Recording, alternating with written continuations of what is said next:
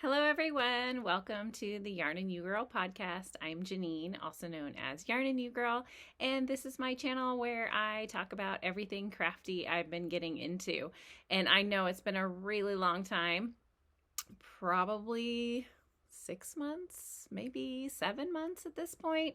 The last time I saw you guys, I was in the car and we were going to pick up my barn doors for my crafting room, which we actually got and we got installed, and I've been meaning to give you guys a little tour, well, at least show you kind of what we're looking at here. So that's one of them, and they kind of just like hide it off there. It's really nice.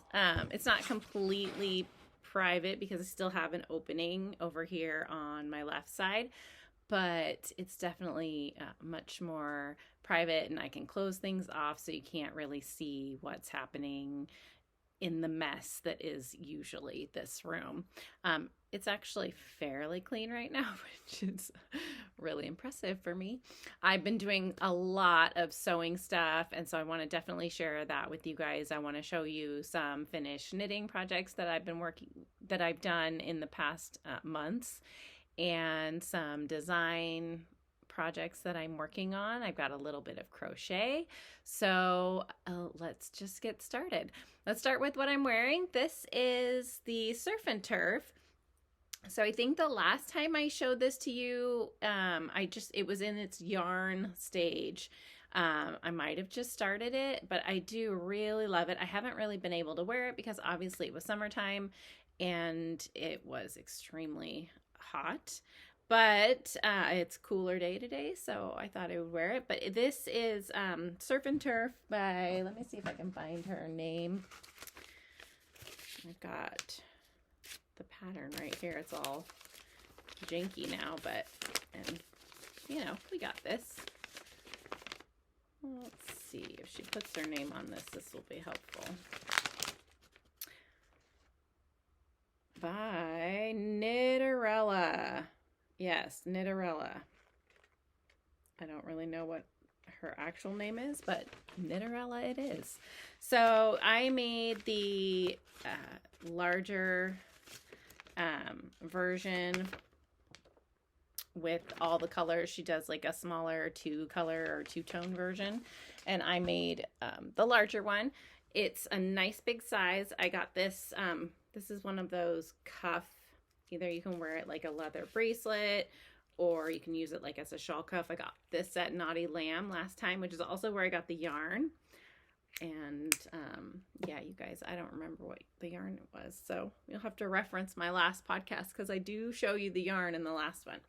But this is, I know it's an alpaca blend, alpaca wool blend, which I'm a little hesitant about just because normally the alpaca makes me itch, but this is so big, so we'll see how it goes today when I wear it, but I do really like it a lot. So that's one of the finished objects that I've done. I did some socks as well. These are some designs that I'm working on right now. This first one is knit in Shirley Bryant yarn. It's one of her gradients, and I think this was Pour Myself a Cup of Ambition, which I just love the name because it just reminds me of 9 to 5, the movie, and that's such a fun movie, and my sister and I used to watch that all the time. But it's got it's a toe-up sock, and I wanted to make sure I used and saw all the colors of this gradient. So the leg of the sock is quite long for my normal, but that's okay. It's got these little cabling, offset little cables here, and then on the back it's like a twisted rib, what would you call that? It's like a one by one cable twisted rib to give you like a little extra snug on the leg and also a little space. So I did those, and those I'm calling cable car socks. So keep an eye out for that pattern. It is being testing it right now. It's all written up, and I just need to get it kind of put on the Ravelry website for you all. So it should be good to go here really soon. I'll post on Instagram probably when I do the release, so you guys can keep an eye out there for me. My Instagram is @yarnandyou. So if you're looking for me there, that's where you'll find me. And then this is just a fingering weight sock. Like I said, toe up. It has a fleagle heel, which is kind of one of my favorite heels these days. I love that it doesn't really give any kind of holes on either side. And I've been doing more toe up, which is was never really my norm, but I've been doing more toe up because I had like a whole period of time, and I don't know if I talked to you guys about this last time, but I had a whole period of time where I was struggling with from one sock to the next because I don't keep track of my rows, which obviously things would be better if I kept track of my rows. But usually when I'm doing a sock, I'm doing a pattern sock, and so I can keep track of how many repeats I've done, and that will tell me kind of like where I am in my leg and when I need to start the heel and that kind of thing.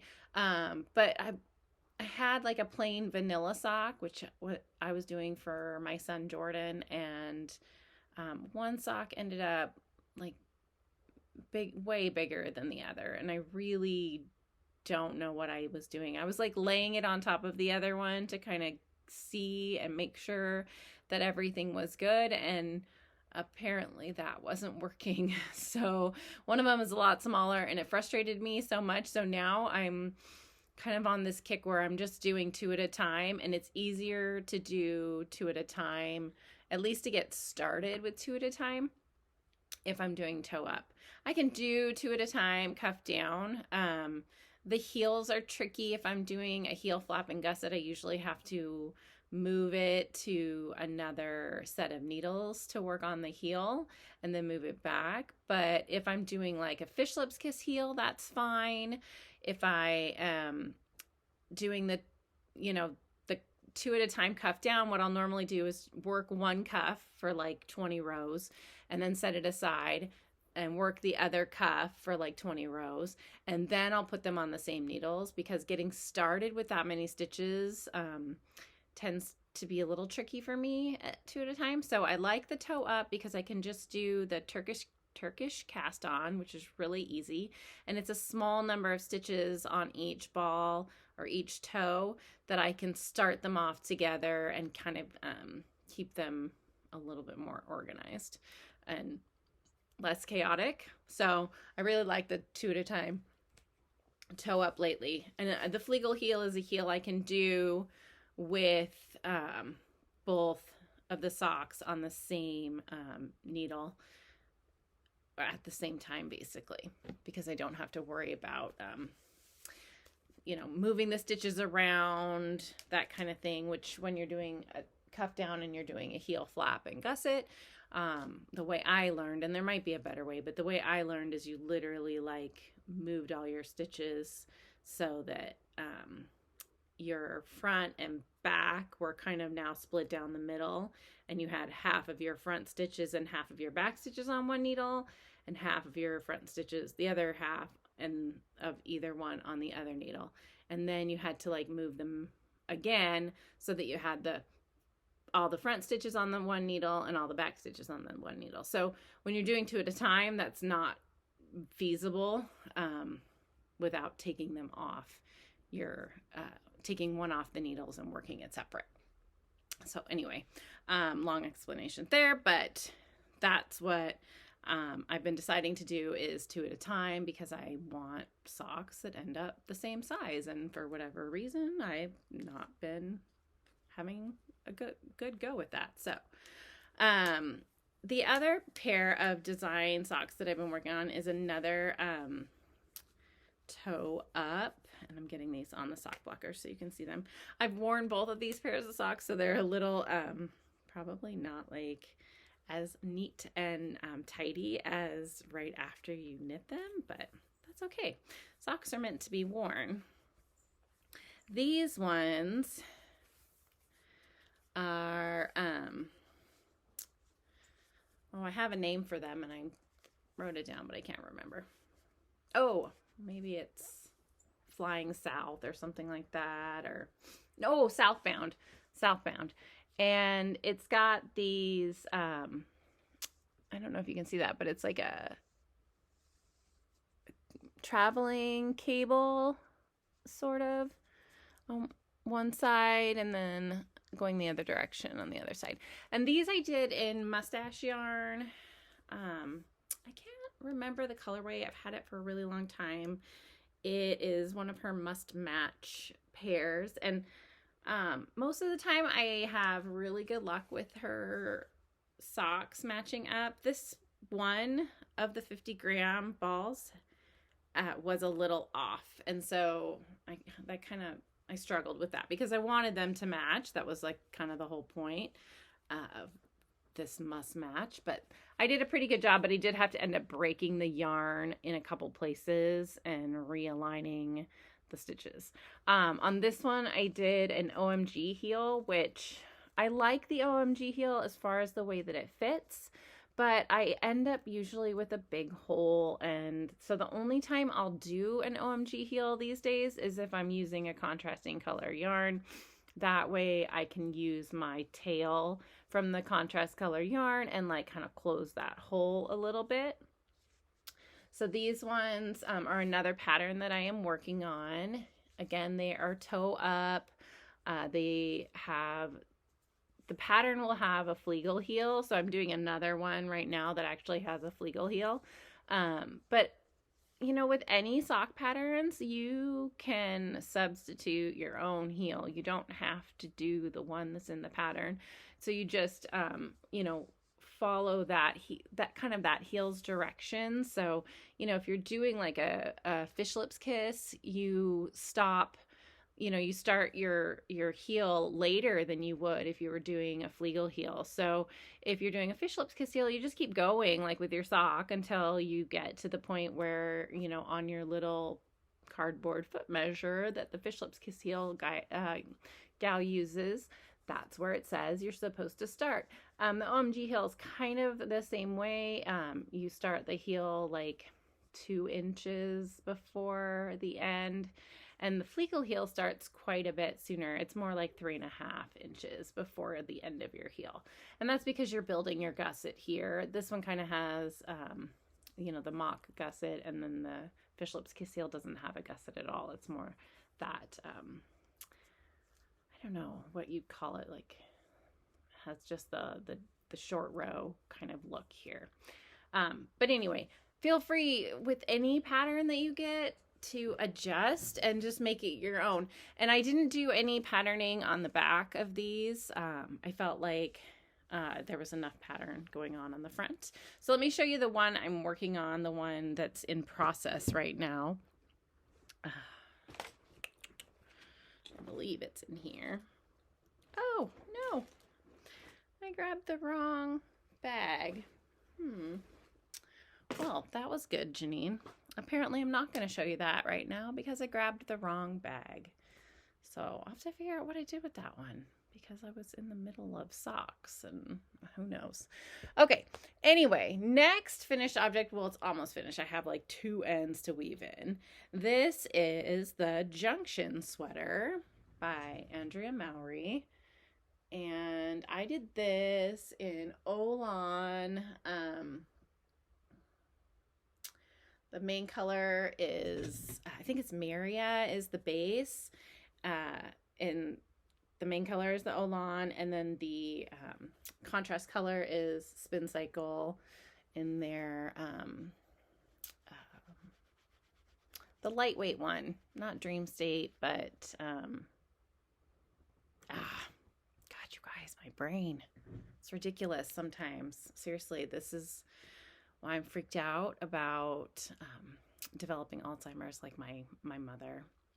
It's a little scary when I can't think of stuff that I should be able to think of. Oh, dyed in the wool. I got it. Dyed in the wool. So Spin Cycle dyed in the wool.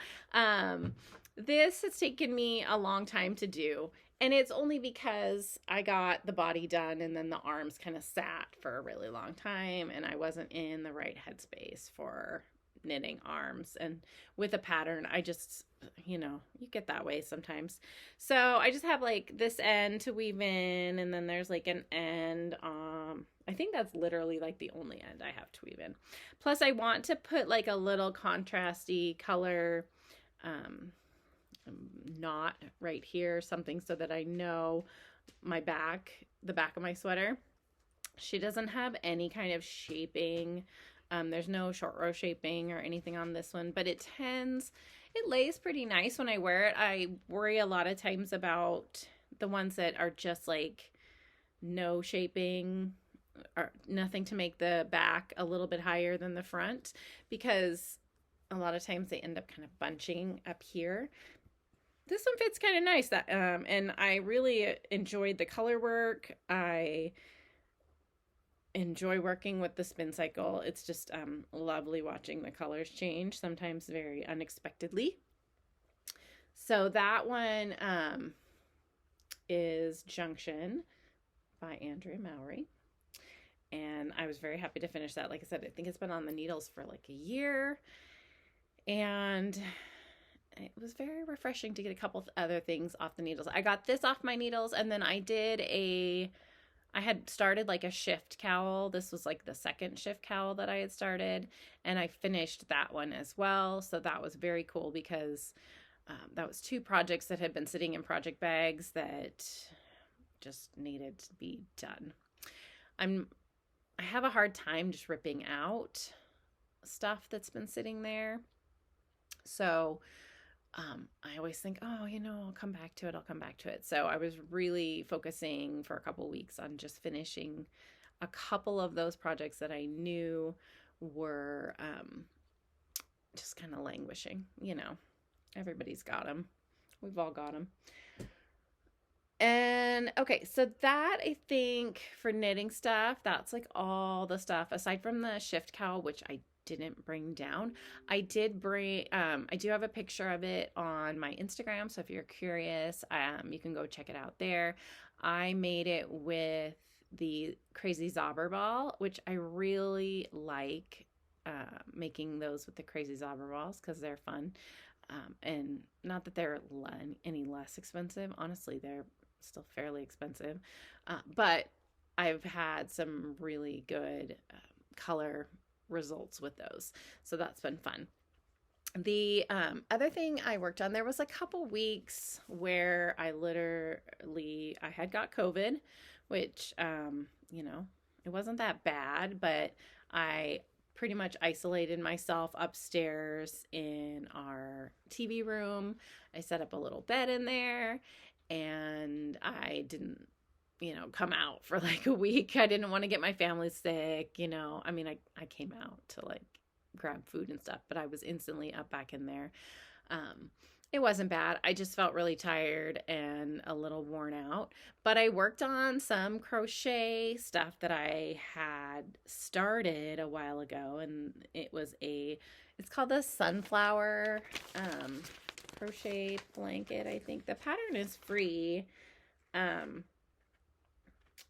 It's by Susan Pan, and the blanket's kind of a bunch of these squares, these large sunflowers, and then some small sunflower granny squares that you connect together with like a plain granny square, and then you do like this top leafy bit on there.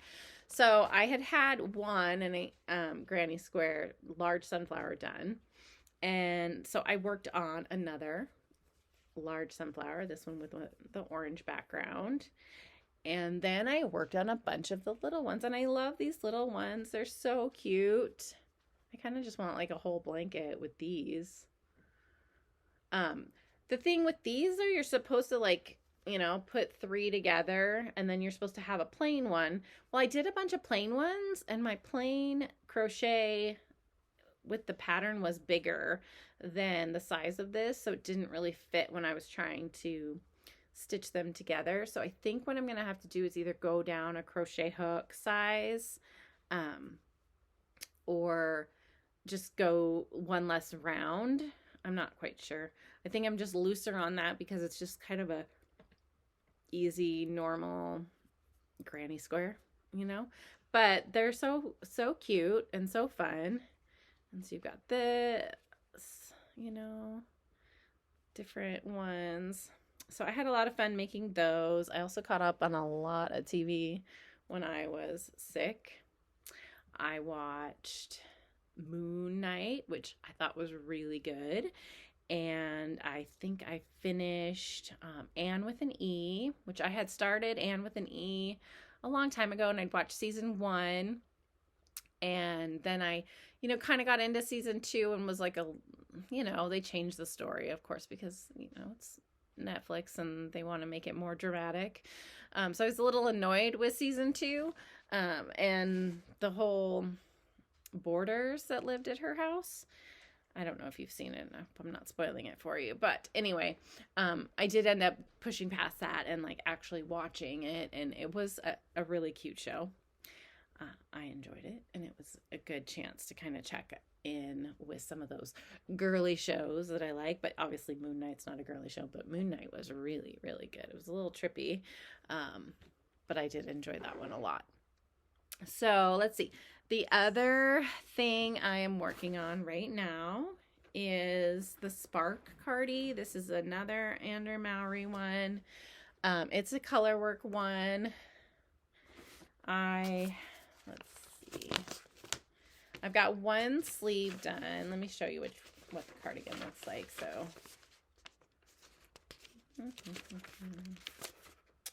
I find sometimes it's easier to have a print out of the pattern because then I can reference it easier. But anyway, it's this cardigan. It's got the color work here and then all throughout, and you knit the body and then you steek it. So I'm kind of excited about that because I did a steeking class one time, but that was so long ago and it was at one of the Vogues that honestly I don't remember, and so I'll have to do some refreshing on that, but you know,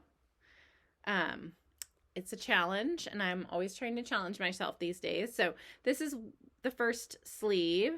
I don't know if you can see the cool color change is so awesome.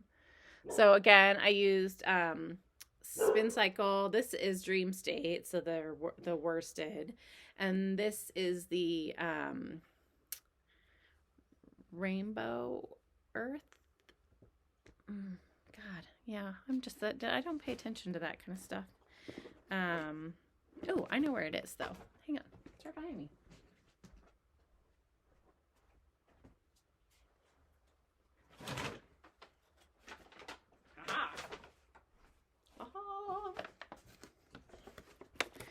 Okay, so let's see. Oh, Shades of Earth.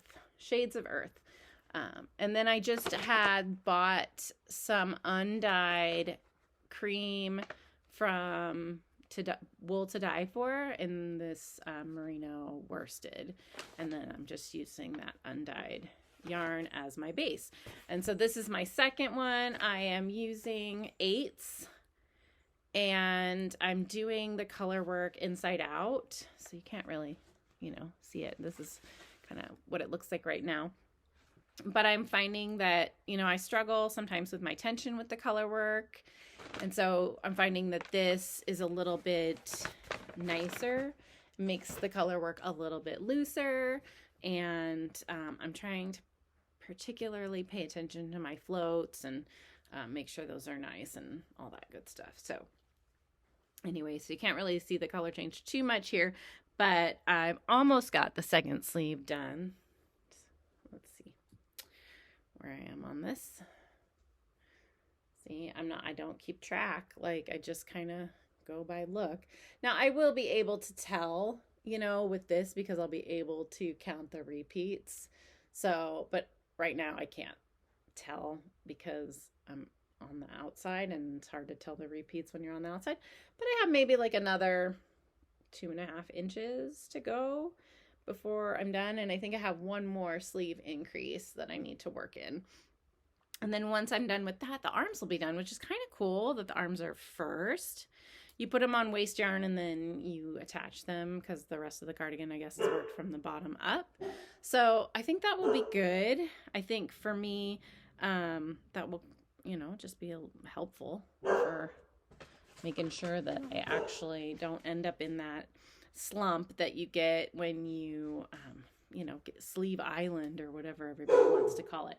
So I have a couple more skeins of the color Dream State, and then I've got a bunch of the cream. So I should be good to go.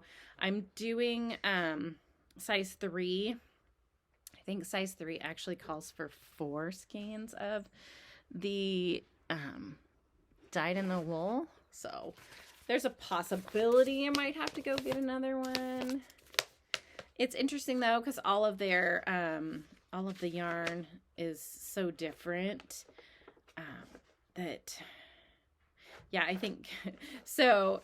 3, size 3 contrast color says 153 grams. So each skein technically is 50 grams. So I have 3, and so that's 150 grams. Now they could weigh a little more, a little less. A lot of times they're, not perfectly 50. So I'm hoping that I'll be able to get enough. I did buy some Shades of Earth a while ago, and it was a different variation. I mean, it's the same colors, right? But from batch to batch, some of them are a little muddier, some of them are a little brighter. I definitely find that I don't like to buy Spin Cycle online anymore because I want to be able to look at it, because I've been extremely disappointed when I bought online because I end up with some muddy color, which isn't really what I was expecting. So if you want to try the yarn, I suggest, it's really fun to work with, but I suggest finding a local place where you can actually look at it and look at the colors, because they are all different. And if you have a picture in your head of what it's supposed to be and they send you something else, it's, kind of disappointing. At least that's what I found. But I love the yarn. So, anyway, that is, I'm hopeful that there will be enough, but if I have to go get more, there's a yarn store around here that does carry it, so I'm not too worried about that at all. So that is pretty much all the knitting. I have been doing some quilting, and this is super exciting for me because I probably told you guys at some point that I made a quilt one time, and it took me 12 years to finish. 12 years. And that's not because, it didn't really all time to put together take 12 years, but I got so overwhelmed by the steps of it that I would do one step and then it would sit in the closet for years and years and years. And then I'd finally bring it out again. And I do, so I could piece the top, no problem. That's just sewing. It's not hard. It's cutting and sewing, and I can do that. When it got to the point where I needed to create the backing piece, I had a big queen size quilt as my first one, which was a little ambitious probably. So when it got to the time where I had to do the backing, I had all the fabric, but I had no idea how to create this large piece of fabric. Just no clue. So, oh, hey, you guys want to see my doggie? Poppy, come say hi. Hi, that's Poppy. She is going to be a year in November. Poppy. Oh, and then there's Tonks. So Poppy is a Newfie Poo, or a noodle, a Newfoundland Poodle mix. She is kind of a small Newfoundland Poodle. So she's not as huge as some of the other ones that I've seen. She's only about maybe 45 pounds because her parents, she had a poodle parent and a Newfie Poo parent, and they were both kind of on the smaller size. So she's about 45 pounds, but she's really cute. She's my new addition. Anyway, so when it got time to be, backtrack back to the backing piece.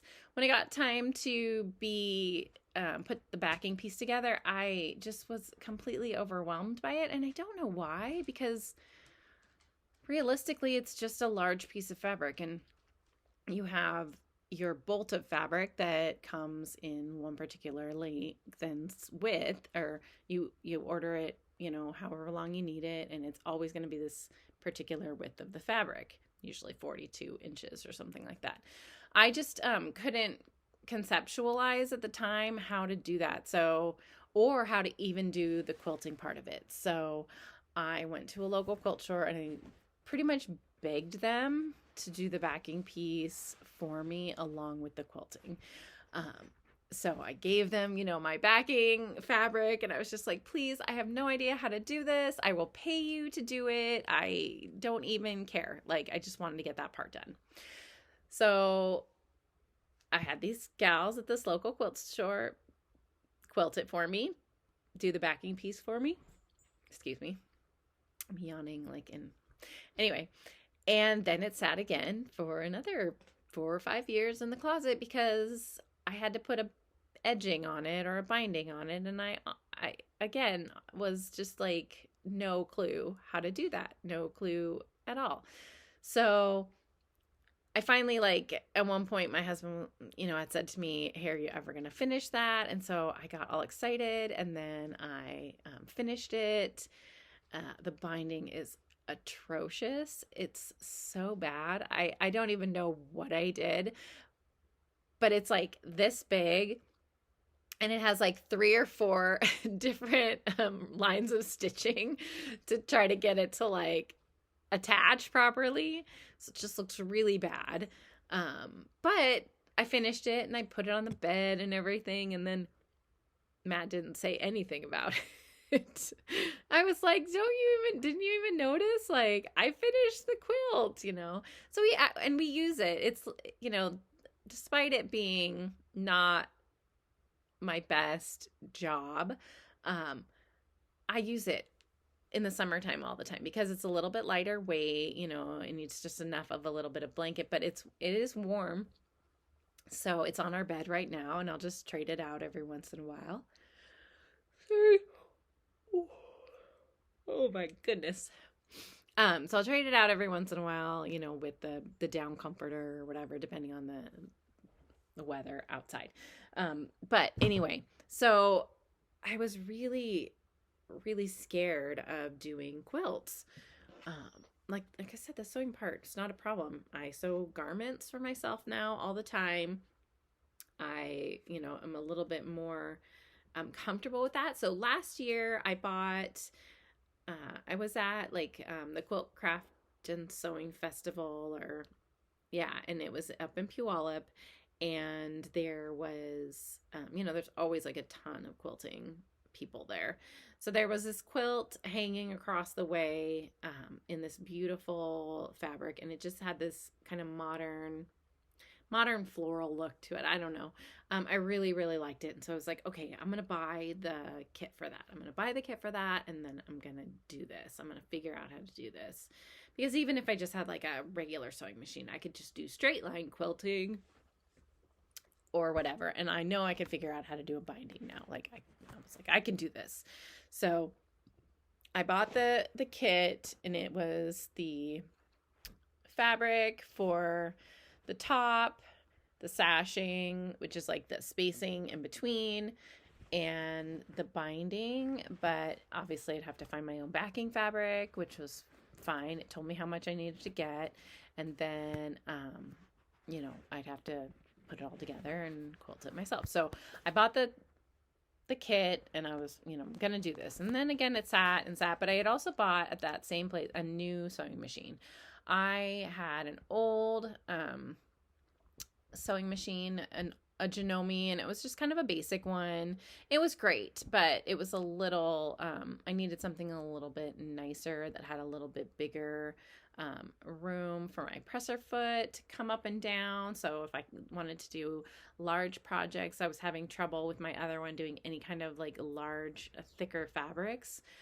It just wouldn't go through the machine, even with the walking foot and all this stuff. So I bought a machine. I used FAF Quilt Expressions 4.2. It was a used machine, their floor model or whatever. And it was on sale. So I bought it, and it came with a bunch of feet, not the free motion quilting foot, which I think, well, now that I think about it, there is I think it's the spring free motion one maybe, but I'm not sure. I didn't know about what it was at the time. So anyway, I got a bunch of feet. I had no idea what they were, but I was like, okay, I'm going to do this. I'll figure it out. It's got all these stitches. I can figure out how to quilt. So I started working on it the other day. And if you've been following me on Instagram, you've seen that I have been kind of showing you guys my progress. So I have it finished now, though. It's so cool. So first of all, I don't know if you can see, probably can't see it, but there. So I did some free motion quilting over the whole thing, which I figured out how to do the back piece and sandwich the quilt. And I used the glue spray stuff, which is very cool. A lot easier, it seems like, than the pinning method.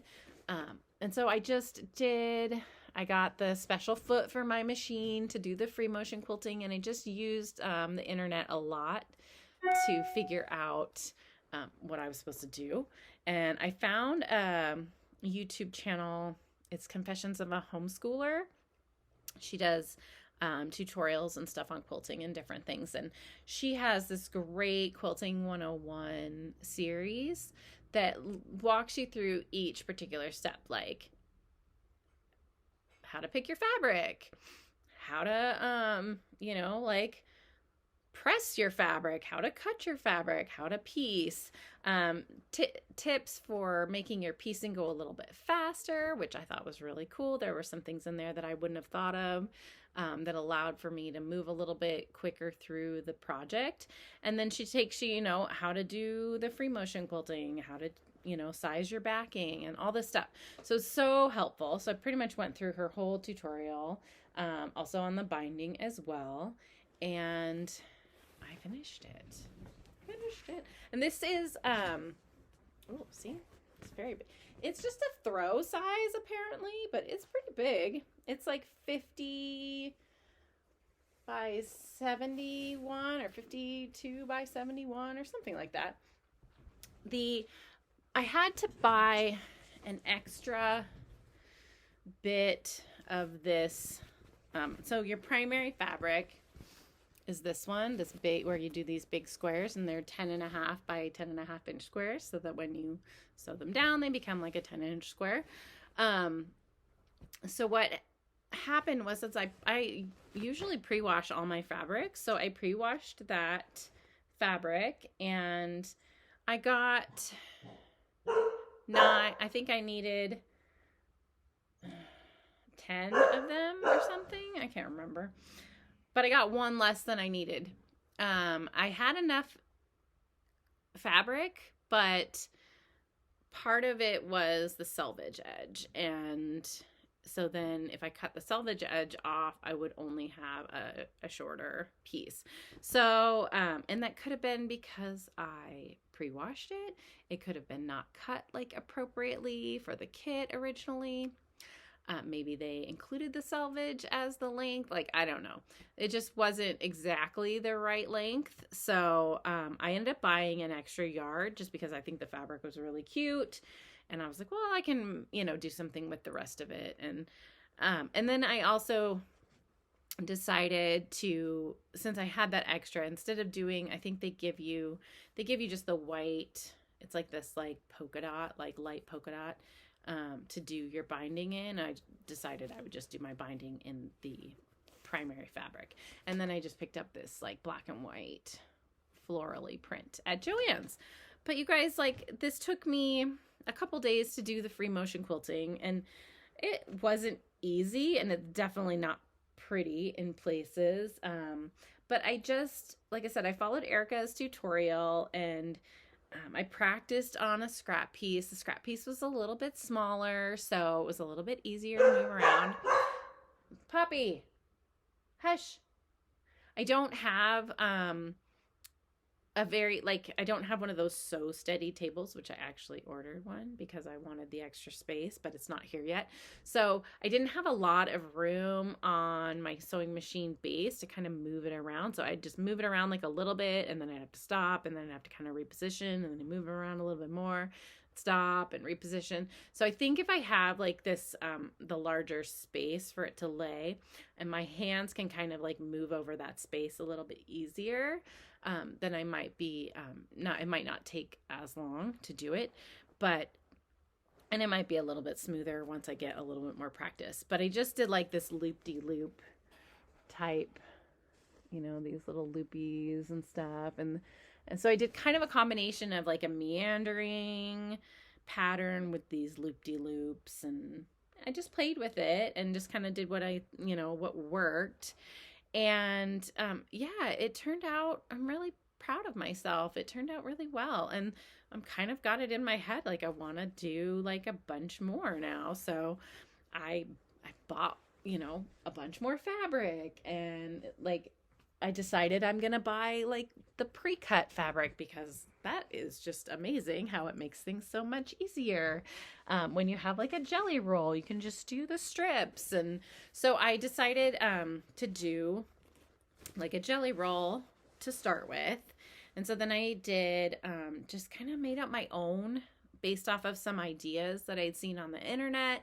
And this is just one of the small jelly rolls. It's like 20 strips of fabric from Joann's. And I used my leftover black and white floral just to do these little bits of sashing in between. And so you've got just these four strips sewn together, and then I just measured the width of the strips sewn together, and then I made a square out of it. So I think they're like 8.5-inch squares. So I've got this. It's not super big. It's more like baby blanket size. But I have some extra fabric that I'm going to add a border to make it just a little bit bigger. So I got another just black and white. This one's like a little teeny tiny stars. So I'm going to do this for like the border and binding, maybe. I think I got this enough for the binding as well. And then I've got this kind of light pink for the backing. So I'm really excited because I just need to put this one together, and then I can start quilting this one.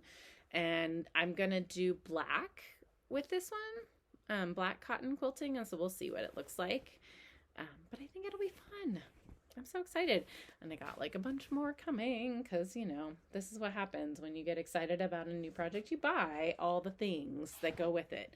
So I am extremely excited about that. So there's probably will end up being gifts to people.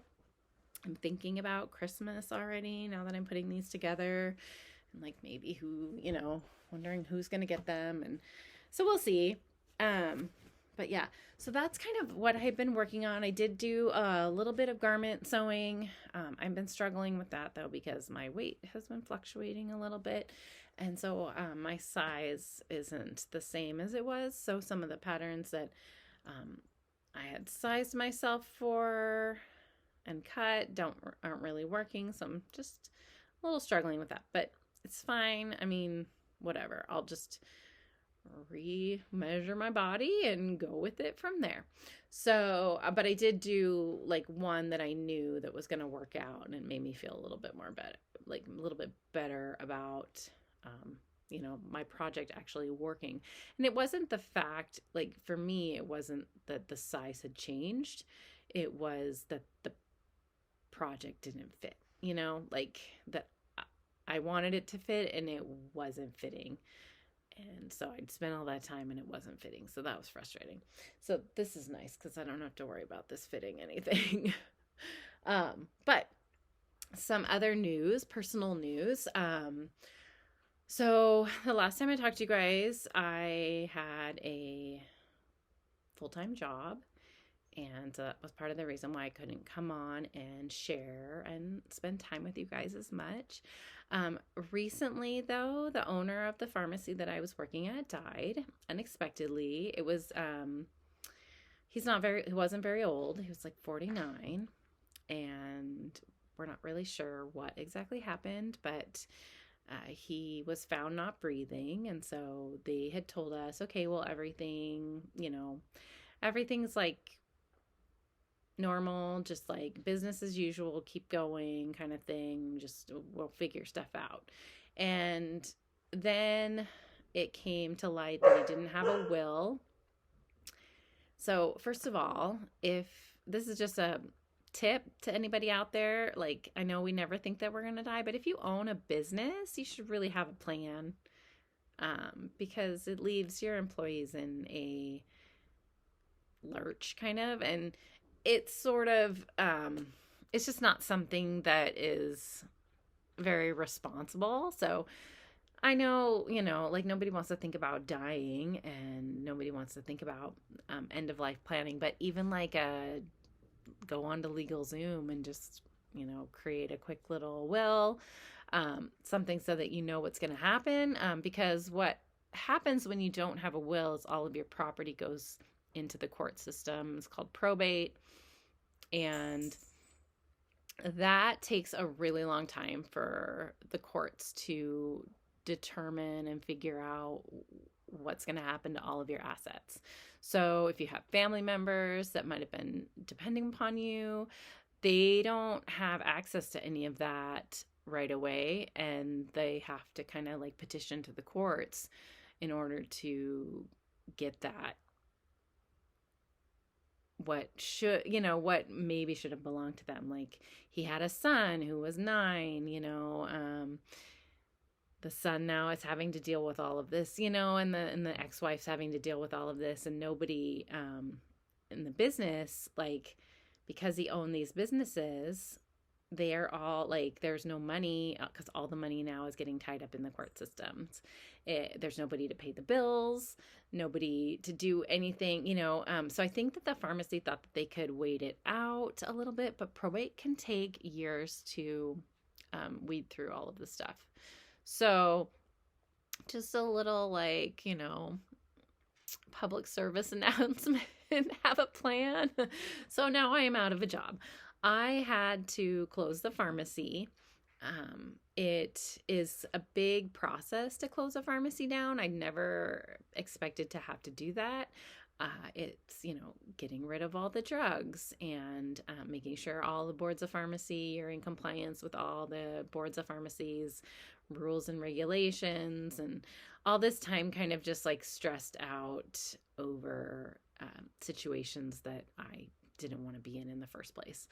So normally I'm just like, I'd rather just be a worker bee. I took this full-time management job because it was kind of an easy job. Well, with that full-time management came this responsibility that I didn't really expect or want. So I spent the last couple weeks closing out the pharmacy, and it's finally closed. But you have to do stuff, you have to figure out where all the patient files are going to. You have to let all your patients know what's happening, so that if they want their medications and need them, they can, get access to those files at whatever pharmacy you sold them to or sent them to. So it was a bit of a big deal.